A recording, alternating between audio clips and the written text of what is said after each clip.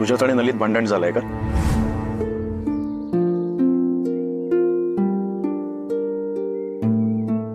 बस बस बस.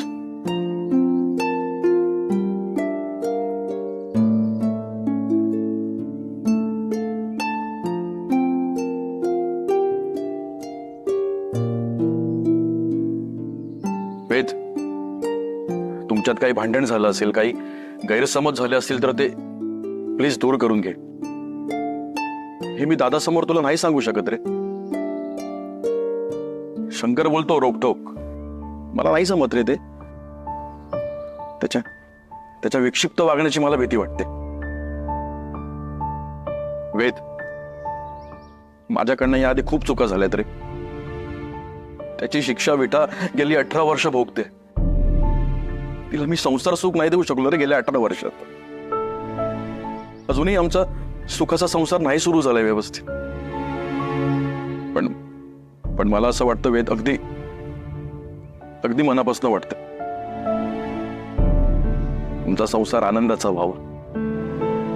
तुम्ही दोघांनी आनंदाने संसार करावा, हसत खेळत राहावं. खूप मनापासून वाटतं रे. ऐकशील ना माझं? अच्छा, म्हणजे नलिनी काकाला मध्यस्थी करायला पाठवलंय तर हे योग्य नाही. थँक्यू काका, थँक्यू. काय नाही, तू एवढ्या काळजीनं मला समजावतोयस त्याबद्दल खरंच थँक्यू. पण तू प्लीज काळजी करू नकोस. तू विठ्ठा काकूला वेळ दे, तिला समजून घे. चल घरी जाऊया आपण. घरी? आपल्याला ऑफिसला जायचंय ना? अरे आता तूच म्हणालास ना आम्हा दोघांमधले गैरसमज दूर व्हायला हवेत, त्यासाठी घरी तरी जायला पाहिजे. चल.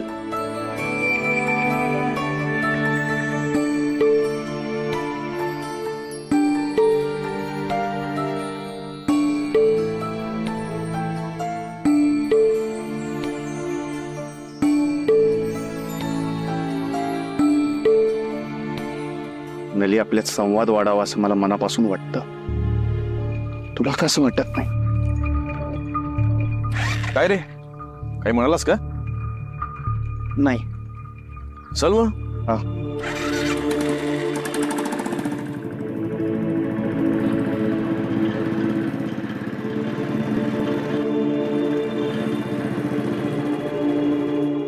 तुझी